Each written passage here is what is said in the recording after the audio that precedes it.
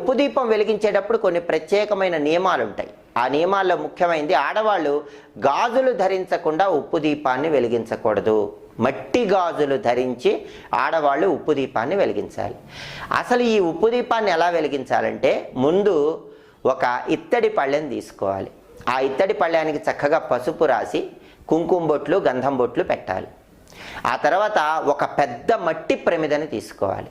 ఆ పెద్ద మట్టి ప్రమిద మొత్తం కూడా పసుపు రాయాలి, తడి పసుపు రాయాలి. అంటే పసుపులో నీళ్లు కలిపి తడి చేసి ఆ తడి పసుపు మొత్తం కూడా మట్టి ప్రమిదకు రాయాలి.